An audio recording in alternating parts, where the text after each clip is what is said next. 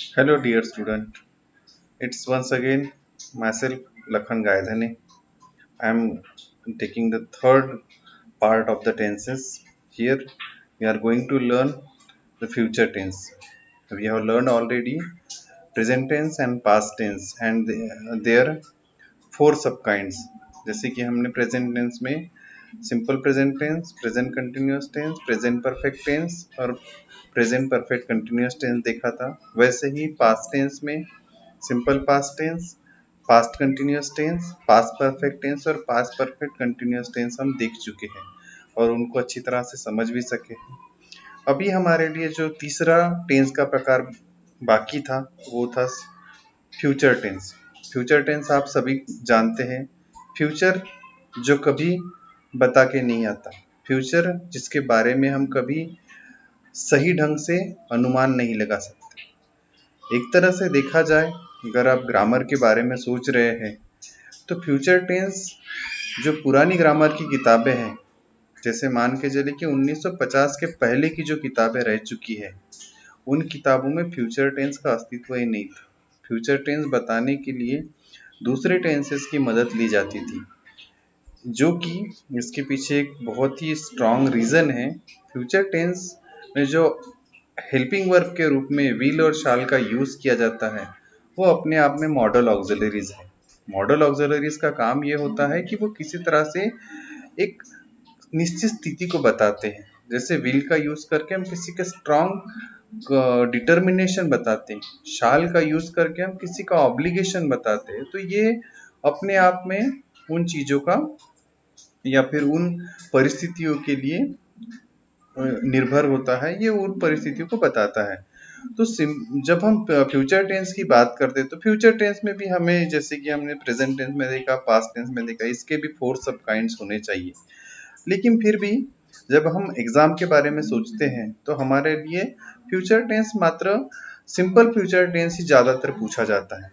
Future continuous tense, future perfect tense, future perfect continuous tense, ये जो तीन प्रकार हैं, इनके ऊपर हम यहाँ पे इस वीडियो में अभी ध्यान नहीं देंगे. हम सिर्फ और सिर्फ सिंपल फ्यूचर टेंस के बारे में देखेंगे. चलो फिर स्टार्ट करते हैं आज का लेक्चर.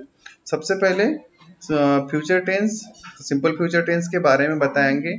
सिंपल फ्यूचर टेंस, जैसे कि मैं पहले भी आपको बता चुका हूँ, कि ऐसी कोई स्थिति के बारे में, ऐसी कोई घटना के बारे में जो कि भविष्य में होने वाली है, उस घटना के बारे में एक अनुमान होता है. वो निश्चित नहीं हो सकती, क्योंकि फ्यूचर बताने के लिए हम कोई भगवान नहीं है. फ्यूचर बताने के लिए हम कोई ऐसे कोई व्यक्ति नहीं है कि जो फ्यूचर को बता पाएंगे. तो simple future tense nothing but just a prediction. तो सिंपल फ्यूचर टेंस के बारे में सबसे पहला रूल है कि the simple future tense is used to talk about things which are can not in control. ऐसी कोई भी चीज जो कंट्रोल में नहीं है तो वो सिंपल फ्यूचर टेंस में मानी जाती है. It expresses the future as a fact. एक फ्यूचर बताते हैं फैक्ट के रूप में, एक ठोस रूप में हम उसे नहीं बोल सकते कि वो फ्यूचर में होने वाला ही है, लेकिन सिर्फ ये हमारा अनुमान होता है. यहाँ पे हेल्पिंग वर्ब के रूप में शाल और विल का बहुत ज्यादा मात्रा में यूज किया जाता है. अभी एक जो मॉडर्न लैंग्वेज एसोसिएशन है, उसमें ये बोला गया है कि सिर्फ और सिर्फ विल का ज्यादा से ज्यादा यूज किया जाए. शाल का यूज अभी मॉडर्न लैंग्वेज एसोसिएशन या फिर मॉडर्न जो यूजेस है उसमें कम कर दिया गया है. यहाँ पर बहुत बार हमें, आपको ऐसा लगेगा कि बार बार शाल ही हमें क्यों, सॉरी विल ही हमें क्यों दिखता है. बहुत सारी सेंटेंसेस में आपको विल ज्यादातर दिखेगा, शाल का यूज नहीं होता है. तो ये उसके पीछे रीजन ये है कि मॉडर्न जो यूजेस है, जैसे कि समय के साथ में लैंग्वेज के यूजेस बदलते रहते हैं, ये सभी को पता है. पहले जो लैंग्वेज यूज की जाती थी, वो लैंग्वेज समय समय पे बदल बदल के फिनिश होके फिल्टर होके आज की लैंग्वेज बनी है. उसमें बहुत सारे बदलाव समय समय के साथ होते रहे हैं. तो यहाँ पर भी फ्यूचर टेंस के साथ में अगर हम बात करें तो पहले शाल और विल का दोनों का हम एक निश्चित रूप से किसी प्रोनाउन के साथ में हम यूज करते थे, लेकिन धीरे धीरे शाल का यूज कम होते चला गया और ज्यादा से ज्यादा विल का यूज किया जाता है. तो अगर आप परीक्षा में भी अगर इसका यूज करना चाहे तो आप विल को यूज कर सकते हैं.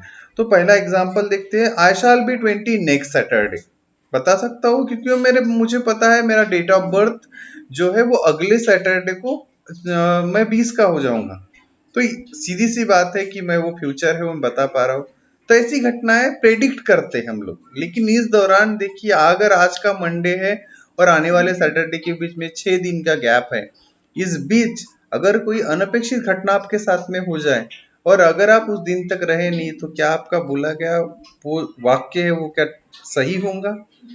यहाँ पे क्वेश्चन मार्क खड़ा हो जाता है। तो इसीलिए फ्यूचर टेंस को मात्र एक प्रेडिक्शन बोला जाता है, मात्र एक भविष्यवाणी बोल सकते हैं या फिर मात्र एक वाक्य बोल सकते हैं जिसके ऊपर पूरी तरह से भरोसा नहीं किया जा सकता। दूसरा रूल हम देखते हैं वहीं पे सिंपल फ्यूचर टेंस के बारे में।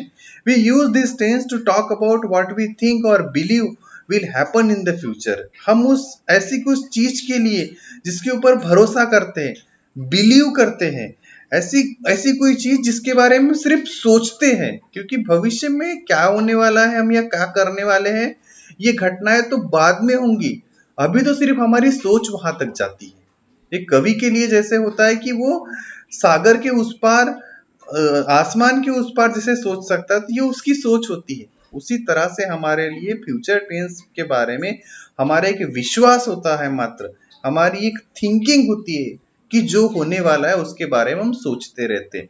तो ये यूजेस फ्यूचर टेंस के साथ में भी हो सकते हैं। जैसे सेंटेंस के शुरुआत में अगर आप लिखे I think, I believe, I expect, probably, probably यानी कदाचित, शायद, प्रोबेबली का मीनिंग होता है शायद। तो ये जो शब्द है ये शब्द अपने आप में फ्यूचर को दर्शाते हैं। तो आपको एग्जामिनेशन में ध्यान देना है कि हर सेंटेंस में जब क्लू के बारे में हम सोचते हैं तो आई थिंक, आई बिलीव या फिर I expect, I am sure, इस तरह के शब्दों का अगर यूज किया जाए जो कि आपकी संभावनाओं के बारे में बात कर रहा है, तो वहां पे हम लोग सिंपल फ्यूचर टेंस का यूज करेंगे। जैसे कि यहाँ पे एग्जाम्पल के रूप में मैंने लिया है I think Pakistan will win the match. मुझे ऐसा लगता है कि शायद पाकिस्तान आज मैच जीत जाएगा। मुझे अभी तक वो आखिरी का ओवर और आखिरी का बॉल मुझे नहीं पता कि जहां पे पाकिस्तान जीत गया है। मैं तो सिर्फ अभी शुरुआत में ही बैठा हूँ, अभी तो पहला ओवर भी होने का है, लेकिन मेरी संभावना है, मेरी मानना क्या है कि वो मैच जीत जाएगा। तो यहाँ पर तो शायद एंडिंग में वही मैच जीतेगा जिसके बल्लेबाज चलेंगे, जिसके बॉलर चलेंगे। लेकिन ये तो सिर्फ मेरी एक एक मेरी सोच है, इसीलिए मैंने इसको सिंपल फ्यूचर टेंस में रखने की बात कही है। तो यहाँ पे इसके बाद में हमारे लिए टेंसेस के तीनों प्रकार खत्म होते हैं, प्रेजेंट टेंस, पास्ट टेंस और फ्यूचर टेंस। ये हमारे लिए परीक्षा के रूप में, एग्जामिनेशन के रूप में और हमारे सोच के लिए इतना नॉलेज पर्याप्त नहीं हो सकता। इसके अलावा भी बहुत सारी चीजें होती है जो समझ के ऊपर हमको यूज करनी होती है। अब मैं टेंसेस का आपको वो प्रकार बताने जा रहा हूँ जो कि एक कंडीशन के रूप में, जिसको हम टेंस के इन तीन विभागों के अलावा भी मानते हैं, जिसको हम टेंसेस इन कंडीशनल बोलते हैं कि एक विशिष्ट परिस्थिति के ऊपर हम निर्भर होकर किसी चीज के बारे में हम लोग उस चीज का अनुमान लगाते हैं या फिर उस चीज को हम होते या नहीं होते हुए देखते हैं। तो वो सारी चीजें टेंसेस के रूप में हम यहाँ देख सकते हैं। तो चलो शुरुआत करते हैं टेंसेस इन कंडीशनल। तो कंडीशनल टेंसेस में होता क्या है कि यहाँ पे तीन प्रकार के टेंसेस के प्रकार माने जाते हैं। इसमें टाइप 0, टाइप 1 और टाइप 2 के रूप में हम देखते हैं। इन तीनों ही कंडीशंस में घटनाएं, एक घटना दूसरी घटना पे निर्धारित होती है।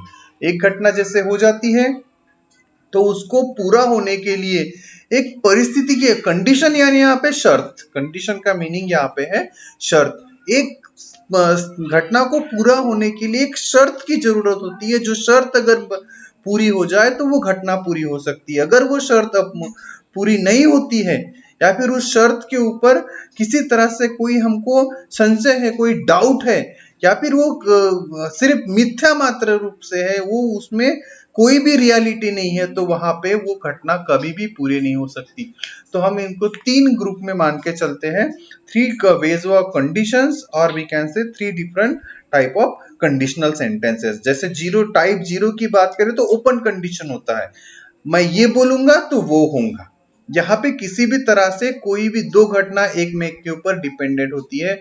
अगर मैं कहूंगा कि if I study hard I will definitely pass, यानी मेरे पास होने के लिए मेरा स्टडी करना बहुत ज्यादा जरूरी है। अगर मैं स्टडी नहीं करूंगा तो मैं पास नहीं होऊंगा, ये ओपन कंडीशन है। If I work hard definitely I will select in the examination. अगर मैं आज स्टडी हार्ड करूंगा, आज मैं ज्यादा अच्छी मेहनत करूंगा तो कल मेरे रिजल्ट अच्छे रहेंगे। तो दो चीजें एक में एक के ऊपर ओपन कंडीशन होती है। अगर एक चीज नहीं करोगे दूसरी चीज आप परिणाम के रूप में नहीं पा सकते। दूसरी होती है इम्प्रॉबेबल इमेजिनरी कंडीशन, जहां पे हम एक कल्पना मात्र से रह जाते हैं, यानी वैसा मैं कर पाता तो शायद मेरे लिए वैसा हो पाता, लेकिन यहाँ पर किसी भी तरह से कोई भी घटना नहीं हुई है, ये मान के चलिए। दूसरे कंडीशन में हम डिटेल में देखेंगे, डोंट वरी। तीसरी है अनफुलफिल्ड कंडीशन, यानी कुछ हमें करना चाहिए था लेकिन हमने उसे नहीं किया। अगर हम वो कर लेते तो शायद वो रिजल्ट वैसा होता है, यानी यहाँ पे आप अपनी अशक्तता दिखा रहे हैं, आप अपनी कमजोरी बता रहे कि शायद मैं वो चीज नहीं कर पाया था। तो शुरुआत करते हैं हम टेंसेस इन कंडीशनल या फिर कंडीशनल टेंसेस में। सबसे पहले टाइप 0 या फिर ओपन कंडीशन।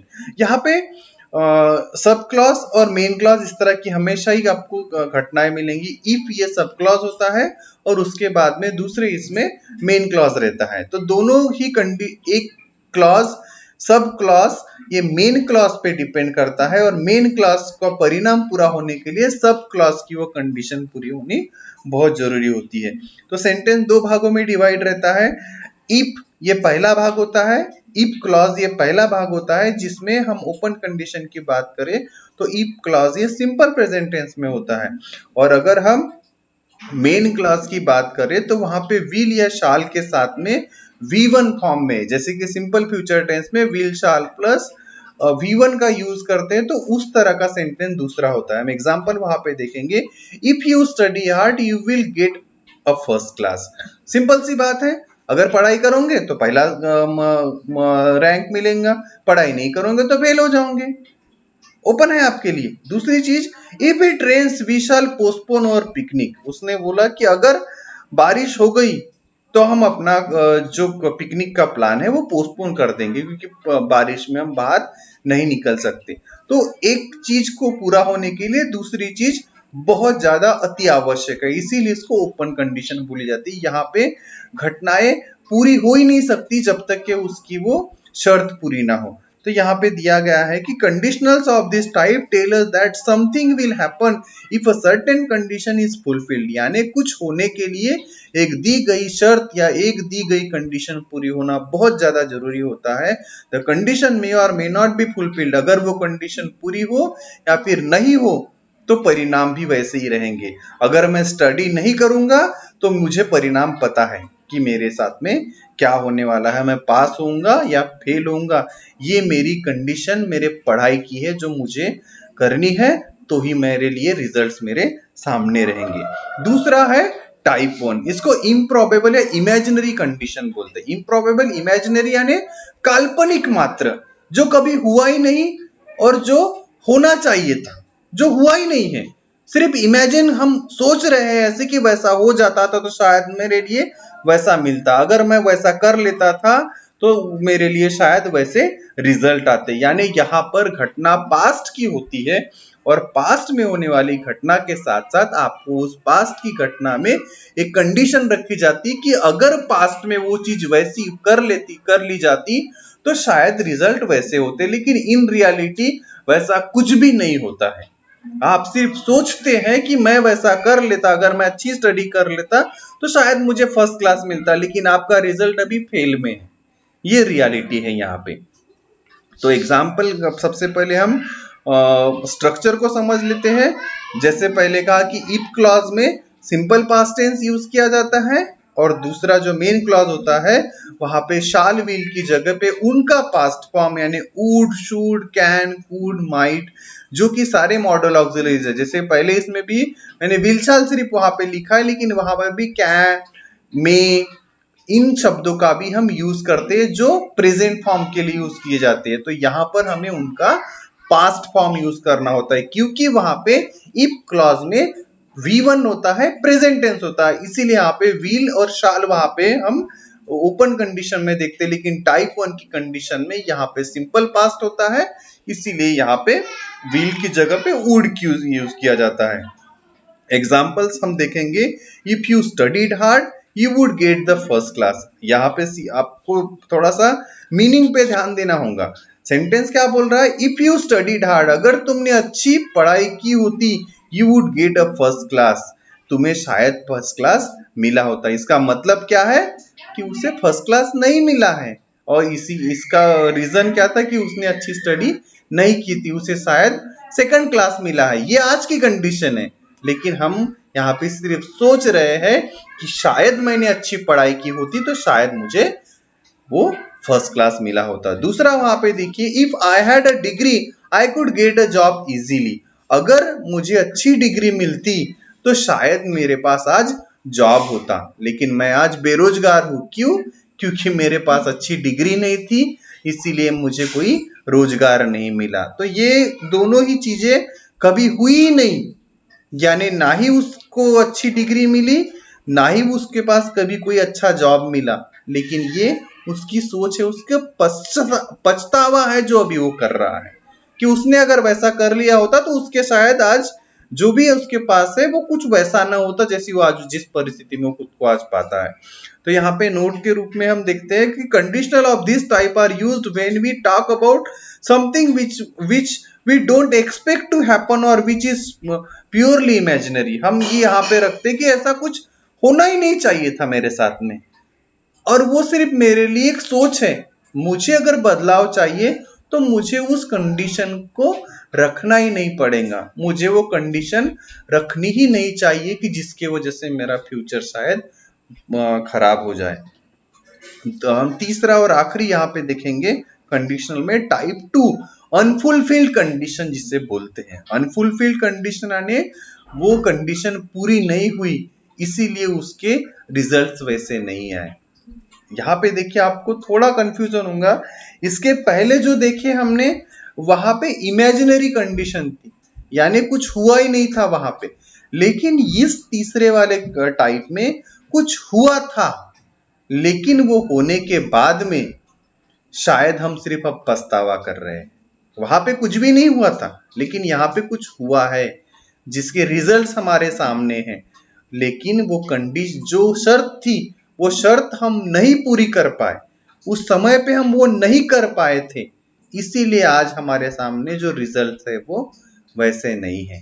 तो ये थोड़ा सा ये, वहां पे कुछ भी नहीं हुआ था हम सोचते रहे, यहाँ पे कुछ हो चुका है जिसके लिए हम अभी पछता रहे हैं। यहाँ पे देखिए पहला होता है इफ क्लॉज, जिसमें पहले इसमें जैसे सिंपल प्रेजेंट टेंस था, दूसरे इसमें सिंपल पास्ट टेंस था, तो यहाँ पे पहले इफ क्लॉज में पास्ट परफेक्ट टेंस का यूज किया जाता है।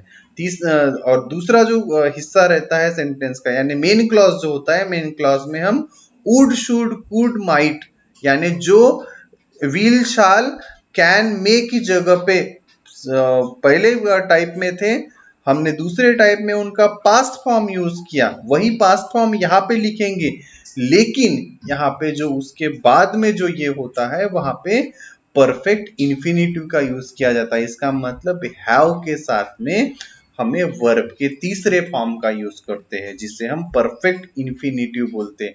यानी हैव लगेगा, वुड शुड कुड माइट के बाद में वहां पे हैव लगेगा और V3 लगेगा। हमने वहां पे दोनों ही जगह पे सिर्फ और सिर्फ V1 फॉर्म यूज किए थे, विल के बाद में भी V1 लिए थे, और दूसरे वाले टाइप में उड़ के बाद में भी V1 लिए थे, लेकिन यहाँ पे उड़ के बाद में हैव लगेगा और V3 लगेगा। देखिए एग्जांपल देखते हैं, if you had studied hard you would have got a first class. यहाँ पे इसका मतलब ये है कि तुम अगर अच्छी पढ़ाई करते तो तुम्हें आज फर्स्ट क्लास मिला होता। सेकंड सेंटेंस में क्या था कि if you studied hard you would get the first class, यानी वहां पे वो सोच रहा है, सिर्फ इमेजिनरी कर रहा है कि अगर मैं अच्छी पढ़ाई कर लिया होता तो शायद मुझे अच्छा फर्स्ट क्लास मिला रहता, यानी वो सोच रहा है कि शायद मैं ऐसा करता तो ऐसा मेरा रिजल्ट बन सकता था। लेकिन यहाँ पे ये क्या है, यहाँ पे परिस्थिति ऐसी है कि वो हो चुका है उसके साथ में, वहां पे सोच रहा था लेकिन यहाँ पे उसके साथ में हो चुका है, और यहाँ पे उसे वो जो उसके जो परिणाम है वो परिणाम बहुत बुरे आए उसके सामने। यानी पहले में तो वो सोच रहा था कि शायद वो वैसा कर ले तो उसके साथ में शायद वैसे रिजल्ट आएंगे, लेकिन यहाँ पे उसने वैसा बिल्कुल नहीं किया और इसलिए उसके उसके रिजल्ट भी वैसे नहीं आए थे। यानी if you had studied hard, यानी अगर तुमने अच्छी पढ़ाई की होती, you would have got the first class, तुम्हें शायद फर्स्ट क्लास मिल गया होता। इसका मतलब कि उसे फर्स्ट क्लास नहीं मिला है। अनफुलफिल्ड कंडीशन, यानी उसने वो शर्त जो थी कि उसकी पढ़ाई करने की, उसने वो पूरी नहीं की थी, इसीलिए उसके परिणाम जो थे वो बहुत ही खराब आए हैं। If I had tried again I should have succeeded, अगर मैं अच्छी मेहनत करता तो मैं जरूर ही सफल होता। यानी इसका मतलब मैंने पढ़ा अच्छी मेहनत नहीं की थी, मैंने अच्छा प्रयास नहीं किया था, इसीलिए मैं वहां पे सक्सेसफुल नहीं हुआ।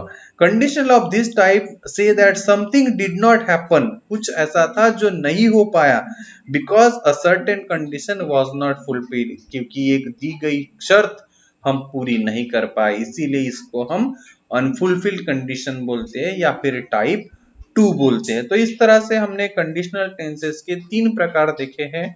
आपको एग्जाम पॉइंट ऑफ व्यू से स्ट्रक्चर मात्र ध्यान रखना है। आपको 2 तरह से एग्जाम में पूछा जाता है। एक तो यहाँ पे जैसे सब क्लॉज और मेन क्लॉज दो हिस्से होते हैं सेंटेंस के, तो आपको ये ध्यान में रखना है कि कौन सा हिस्सा वहां पे पूछा गया है। अगर आपको पहला हिस्सा पूछा गया है तो मान के चलिए अगर हम टाइप 0 की बात करें तो आपको वहां पे V1 फॉर्म में दिखेगा। अगर दूसरा वाला टाइप 1 पूछा गया या फिर इमेजिनरी कंडीशन वाला पूछा जाएगा तो वहां पे इफ में आपको सिंपल पास्ट टेंस मिलेगा। और अगर आपको तीसरे टाइप का पूछा गया यानी टाइप 2 पूछा जाए तो यहाँ पे आपको पास्ट परफेक्ट टेंस इफ के क्लॉज में मिलेगा। तो आपको ये डिसाइड करना है कि दूसरे वाले सेंटेंस में आप क्या अप्लाई करेंगे, ये जो कि हम यहाँ पे देख चुके हैं। यानी अगर हम पहले इसमें जाए तो हम वहां पे विल या शाल का यूज करेंगे, अगर हम दूसरे तरीके के सेंटेंस में जाए हम तो वुड या फिर शुड का यूज करेंगे, और अगर तीसरे तरीके के सेंटेंस में जाए तो वुड शुड इनके साथ में हैव प्लस V3 का यूज करेंगे। तो आपको ये ध्यान में रखना है कि कौन सा हिस्सा पूछा गया है। पहला हिस्सा पूछा गया है तो दूसरे हिस्से में आपको बदलाव करने पड़ेंगे, और अगर दूसरा हिस्सा पूछा गया तो आपको पहले हिस्से में बदलाव करने पड़ेंगे, क्योंकि आपको वर्ब का फॉर्म V1 इसमें दिया रहेगा। तो आपको उस हिस्से में मान के चलिए अगर दूसरा सेंटेंस दूसरे तरीके का अगर क्वेश्चन आपको एग्जाम में पूछा गया तो वहां पे क्या होगा कि V1 फॉर्म में वर्ब दिया रहेगा, लेकिन हमारे लिए टाइप 1 या फिर दूसरे तरह के इमेजिनरी कंडीशन वाला जो सेंटेंस है हमें इफ क्लॉज के साथ में सिंपल पास्ट टेंस लगाना होता है। तो आपको उस V1 फॉर्म में दिए गए वर्ब को V2 फॉर्म में लिखना पड़ेगा, यानी वर्ब का दूसरा प्रकार आपको लिखना पड़ेगा जो कि सिंपल पास्ट टेंस में यूज किया जाता है। इसके अलावा और भी एक प्रकार का टेंस होता है जो आपको पूछा जा सकता है, वो होते हैं आई विश के।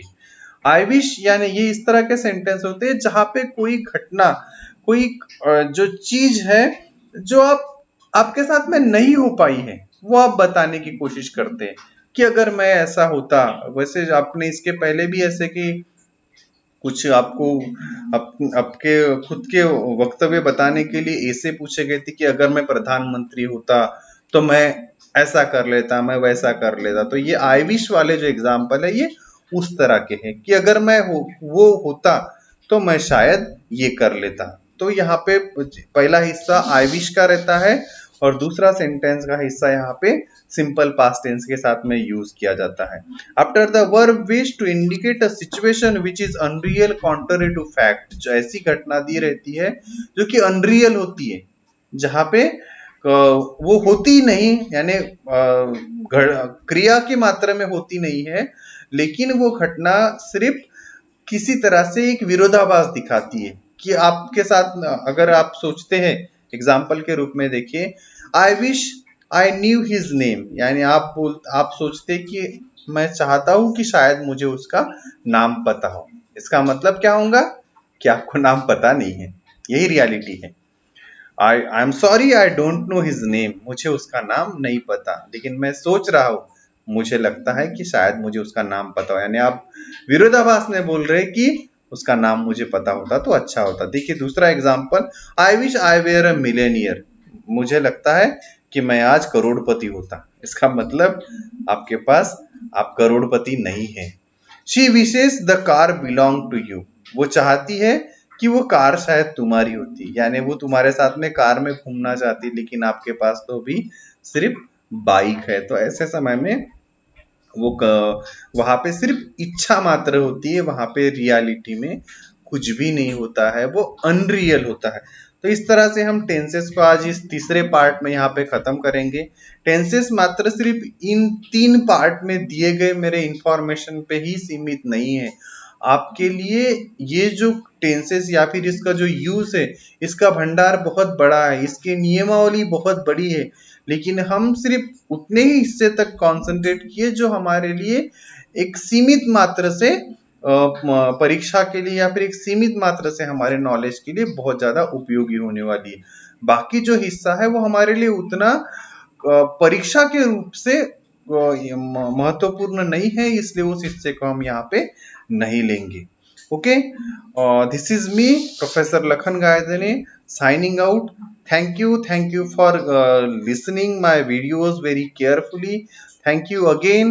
I hope so you are studied hard and your results will be very great. I am very thankful to all of you for listening my all 3 lectures very carefully. I wish you would get all the given facts very clearly. मैं चाहता हूँ कि आप सभी लोगों को मेरे बताए गए जितने भी लेक्चर्स से आपने केयरफुली सुने होंगे और आपको वो समझे होंगे। आशा करता हूँ आप आगे भी मेरे आने वाले लेक्चर्स को ऐसे ही सुनते रहेंगे। आपके लिए और एक बात, यहाँ पर आप लाइक बटन